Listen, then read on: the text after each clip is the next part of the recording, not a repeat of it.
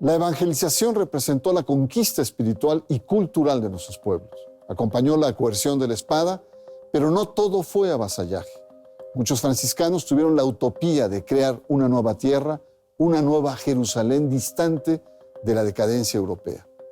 ¿En qué consistió esta primera evangelización? Soy Bernardo Barranco, los franciscanos y la primera evangelización aquí, en Sacro y Profano.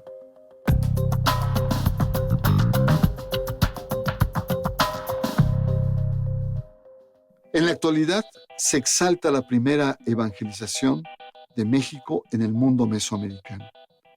La pastoral de los primeros misioneros aportó la enseñanza del Evangelio en medio de la imposición cultural a los pueblos originarios.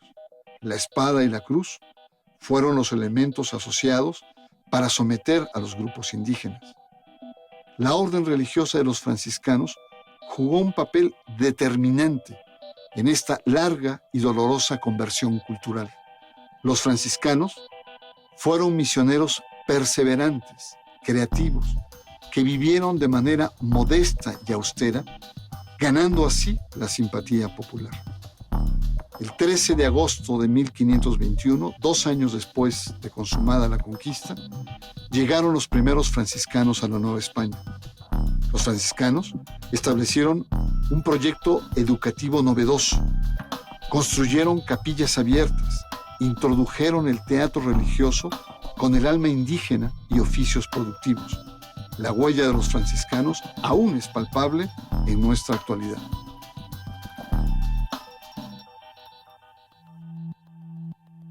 La evangelización del nuevo continente tuvo como símbolo la espada y la cruz, la imposición militar, pero también la evangelización misionera. Los historiadores han destacado el compromiso, la efectividad y el profundo anhelo misionero de los primeros evangelizadores franciscanos. Entre ellos había algunos milenaristas que querían construir un pueblo nuevo, un pueblo de Dios más puro en tierras americanas. Pero para explicarnos la primera evangelización franciscana, doy la bienvenida a los profesores del Instituto Franciscano de Filosofía y Teología, Antonio Huerta y Fray Efrén Valleño. No sé si lo dije bien. Muy correcto, pero así está bien. Para no complicarme la vida, le voy a decir solamente Efrén, Fray Efrén. Sí, muchas gracias por estar acá con nosotros. Es un tema muy interesante porque hay muchas imágenes de contrastes. ¿Cómo podríamos caracterizar la evangelización de los misioneros franciscanos? El Evangelio es un mensaje que implica una doctrina, cierto, pero sobre todo una ética. Esta se realiza en diferentes ambientes culturales, por lo tanto el Evangelio no se cierra solamente a una cultura. Por supuesto que los frailes tenían una cultura propia, eran europeos, vivían en la península ibérica y vivían en el siglo XVI. Pero esto no les impidió entender que el Evangelio podía ir a otros lugares sin necesidad de aplastar la cultura, sino permeando esa misma cultura.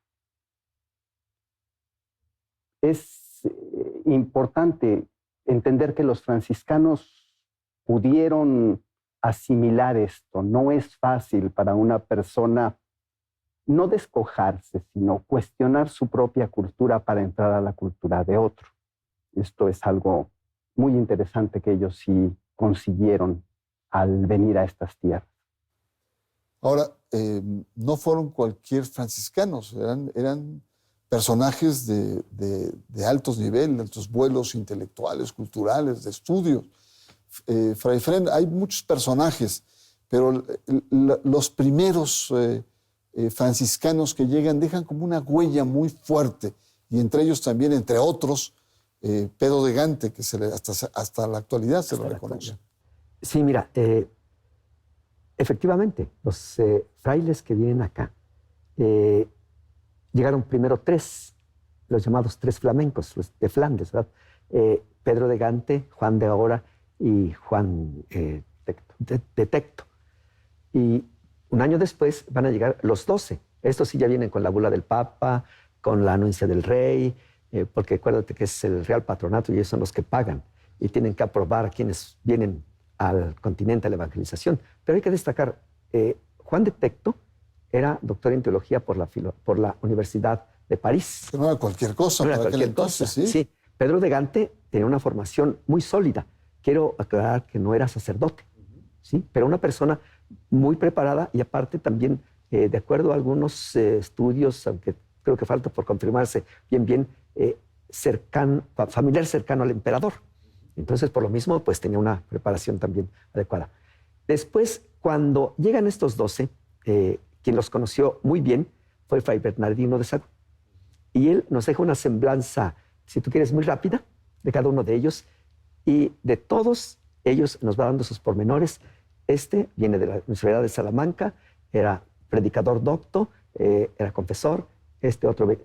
Entonces, viene gente preparada, no solo intelectualmente, porque es el tiempo en que también la orden franciscana está pasando por reformas, ¿sí?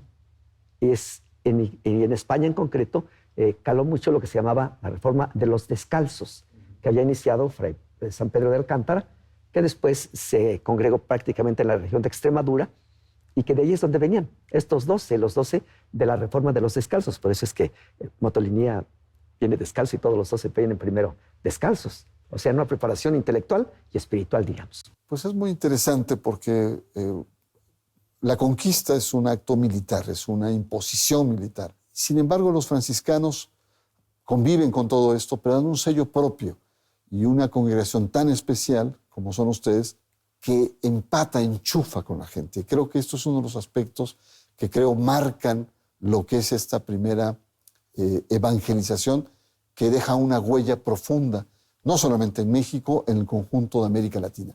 Vamos a un corte, está usted en Sacro y Profano, y estamos viendo el aporte de los franciscanos en esta primera evangelización de México y, por supuesto, de América, y regresamos en un momento más en Sacro y Profano.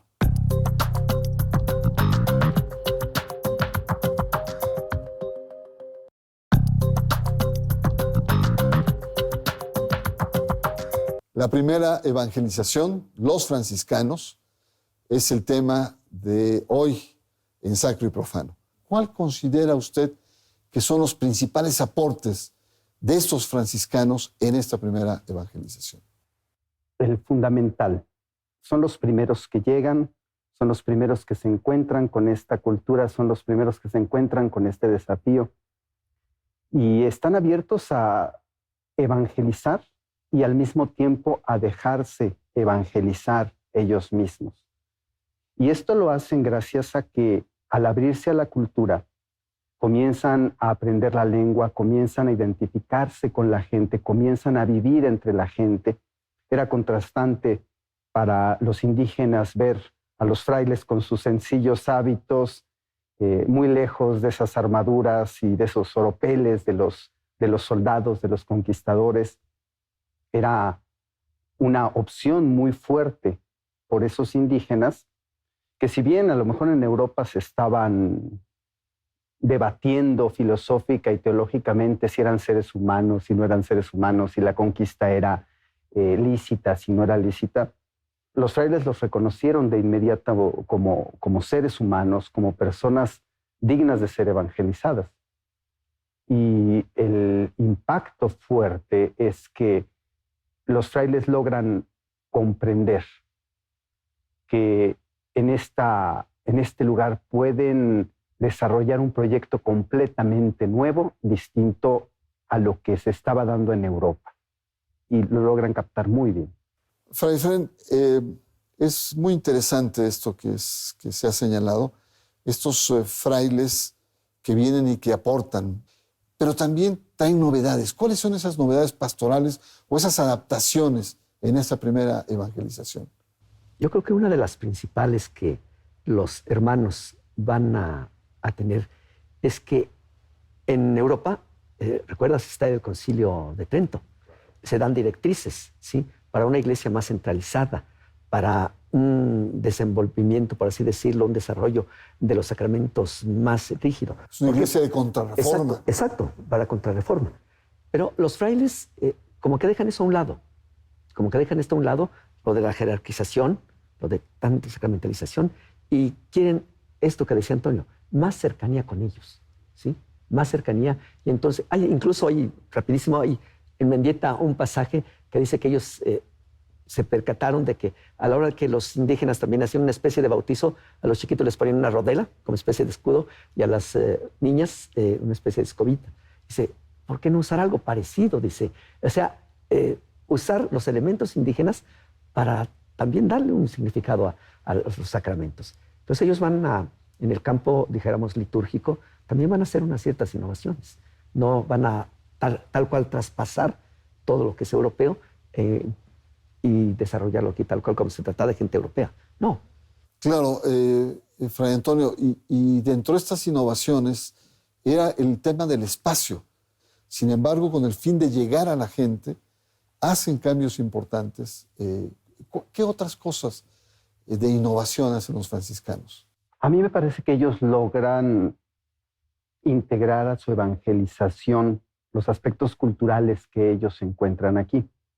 Y de una iglesia europea tal vez formal, inclusive de una liturgia sobria como es la liturgia latina, ellos mezclan esta cultura de flor y canto de los indígenas con su evangelización, y sea en el teatro, sea en las danzas, sea en las procesiones, en la religiosidad popular que hasta la fecha sigue manifestándose más allá de la iglesia oficial. Ellos logran transmitir el mensaje, logran hacer que los indígenas también le encuentren sabor a esto. Es que de verdad era una cultura de tanto colorido, de tanto simbolismo, que es un reto para los franciscanos, pero lo saben asumir bastante bien. Yo recuerdo en muchas iglesias antiguas las capillas abiertas, ¿sí? Las capillas externas, que eran para la masa. Exacto, sí. El mundo mesoamericano no concebía celebrar la fe en lugares cerrados, tenían que ser abiertos con el cosmos. Fray Fred, hay un grupo, podríamos decir, de frailes franciscanos milenaristas, que veían en Europa decadencia y signos y vieron en la pureza de los indígenas una señal de construir una cultura nueva. Sí, ¿qué tan cierto es esto? Sí, yo creo que el milenarismo es precisamente en ese sentido. No tanto milenarismo en aquello que se manejaba ya, no se manejaba, que existía ya desde el siglo I de la Iglesia, sino aquí el milenarismo en qué consiste para ellos, en la posibilidad de crear algo diferente, ¿sí? Prácticamente es ahí donde va a aterrizar, por así decirlo, el milenarismo, que yo no lo llamaría tanto milenarismo, pero bueno, el milenarismo en todo caso va a tomar un colorido de hacer algo diferente a la iglesia, del viejo mundo, porque así lo dicen ellos. Y es lo que después Mendieta va a llamar, precisamente es el título de su obra, Iglesia Indiana. Es decir, algo que esté separado totalmente de lo europeo. ¿Por qué? Porque lo contaminan, ¿sí? Porque lo contaminan. Esto quieren mantener aquí, precisamente es donde está un poco, dijéramos, el milenarismo, en ese sentido, de mantener la pureza de esta gente que tiene esta sencillez, que pide algo diferente. Y por eso ellos incluso se arriesgan a decir, quisiéramos que los obispos de aquí no fueran gente con tanto Fausto y todas estas cosas. No, gente sencilla, gente que los demás puedan tratar como nosotros. Y gente, sobre todo, que esté al servicio de los demás. Pues sin duda un proceso muy reconocido por historiadores de franciscanos que respetaron la cultura por un lado, la adaptaron a lo que era la evangelización, una cultura nueva, pero con mucha creatividad. Y eso es algo que hasta la fecha, pues ninguna otra oleada de misiones o de evangelización ha tenido la huella tan profunda como la que ustedes, los franciscanos, o sus generaciones precedentes dieron, configuraron lo que es hoy, evidentemente, nuestra cultura mestiza. Vamos a un corte y estamos viendo pues, este tema fascinante que es esta primera evangelización de los franciscanos en México. Está usted en Sacro Profano y en un momento más regresamos.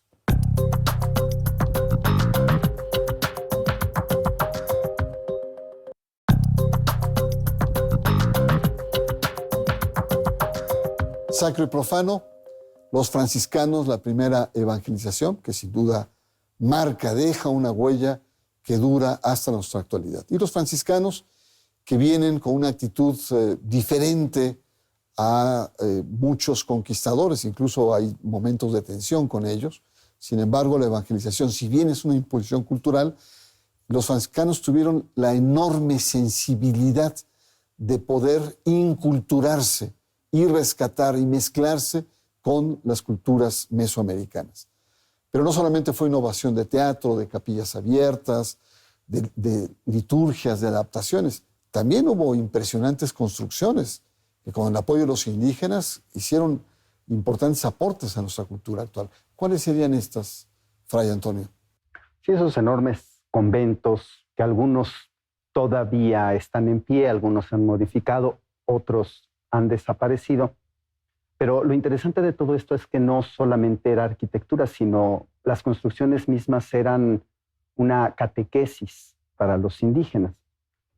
Las pinturas, los retablos, todo eso estaba dispuesto de tal manera que a base de estas imágenes los indígenas pudieran ir captando el evangelio, los valores del evangelio, y lo pudieran ir asimilando, lo pudieran ir admirando, inclusive que ellos lo fueran transformando con sus propias características, con su arte indígena, porque además eran ellos los que lo hacían, la piedra labrada, todas estas cosas, ellos lo hacían, y al verlos, los indígenas ya recibían un gran mensaje.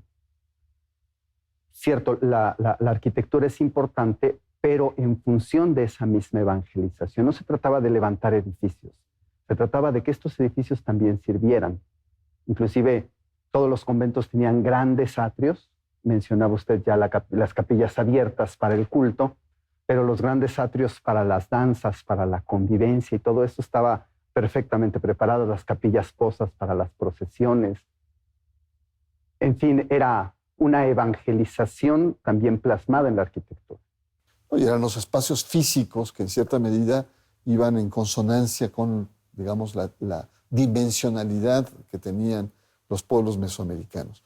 No, indiscutiblemente podemos pasar y analizar muchos elementos, la parte estética, la dimensión propiamente religiosa y también la impronta que dejan en otras congregaciones, porque después llegan otros que encuentran ya toda una escuela misionera que han dejado los franciscanos. Yo recuerdo, hemos tenido acá en Sacro y Profano, usted recordará, un tema sobre los derechos humanos que los dominicos entran, sí. Pero esto no entran simplemente al vacío, entran porque hay un trabajo previo que ustedes hacen. Fray Efrén, ¿qué aspectos usted resaltaría de esta primera evangelización de los franciscanos? Mira, Bernardo, yo creo que uno de los primeros aspectos, y tal vez de los más importantes, es algo que es propio ya de nosotros, digamos, los cristianos, ¿sí? Pero tal vez con un tinte franciscano, comenzando desde el fundador, es valorar al otro. O sea, cuando los hermanos vienen a otro mundo, porque para ellos era eso, otro mundo, completamente diferente del europeo, y a los que encuentran, los tratan como eso, como hermanos. Así quería Francisco. Bueno, Jesús sí quería. Francisco lo reafirma. Entonces yo creo que uno de los principales aportes es esto, valorar al otro. Tú vas a ir a evangelizar, pero tienes que valorarlos. El otro, que yo también resaltaría mucho, es valorarlo y después cercanía humana con ellos. Si tú no puedes evangelizar y que el mensaje cale en el corazón de la gente, y si lo haces retirado, a distancia, o poniendo ciertas barreras, no. La cercanía de los hermanos yo creo que es algo que impactó, como ya decías tú anteriormente, fuertemente en nuestros antepasados, ¿sí? Eso es importantísimo. Pues llegamos a la última ronda de intervenciones suyas y lo que es una tradición aquí en Sacro y Profano es pedirle como conclusiones o cerrar o algún elemento que ustedes crean anotar ya en esta perspectiva final. Fray Antonio, ¿qué conclusiones sacarías sobre esta primera evangelización de los franciscanos en México?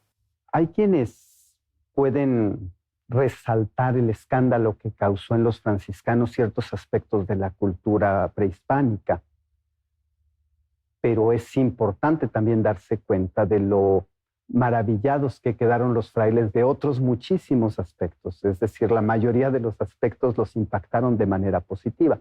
Por supuesto, había aspectos que no podían conjugarse con su fe cristiana, pero ellos lograron entrar. Esa palabra que ahora se usa tanto como inculturación, fue lo que ellos hicieron en la práctica, trayendo también una conciencia que desde el siglo II ya San Justino lo había dicho, las semillas del verbo. Ahora, eso nos enseña a que tenemos que aprender a dialogar con el que está enfrente para poderle compartir nuestro mensaje desde una identidad propia, pero entendiendo también que la otra identidad cuenta y tiene algo que decir. Muchísimas gracias por su presencia aquí en Sacro y Profano. ¿Cuáles serían sus últimas anotaciones, Fray Efrén? Mira, Bernardo, yo lo tomo del capítulo 16 de la primera regla que nos dejó San Francisco, que dice que cuando los hermanos van entre infieles, aquellos que no son cristianos, el primer modo como tienen que comportarse es simplemente la cercanía, convivir. Nada más. Eso. Y no provocar, y no entrar en discusiones, no entrar en si tú tienes la verdad, si yo tengo la verdad, si tú... No, simplemente convivir, nada más. Y después, en un segundo momento, dice Francisco, cuando vean que ya según Dios es el tiempo, entonces sí, anuncien el Evangelio. Es decir, yo resalto aquí esta cercanía de los hermanos para con los antepasados que encontraron aquí, y después esa cercanía que no la dejaron para que ese mensaje se quedara no solamente como pegadito, sino que entrara al corazón. Pues mucha gente se queda maravillado con el mestizaje de culturas, cómo muchos aspectos mesoamericanos, prehispánicos, perduran. Y no solamente perduran por la fortaleza e identidades de sus actores, sino también de la habilidad que tuvo esta primera evangelización de abrirse en esto que se llama hoy modernamente inculturar, es decir, no aplastar y derroir, sino tratar de incorporar. Yo creo que es uno de los aspectos importantes que los franciscanos plantearon y que se plantea como una evangelización prácticamente irrepetible, porque después ninguna oleada posterior ha tenido la hondura o la profundidad con la que los franciscanos imbuyeron en las nuevas tierras americanas. Yo les agradezco mucho su presencia y, por supuesto, yo invito a la audiencia para que la próxima semana nos encontremos aquí a esta misma hora en Sacro y Profano.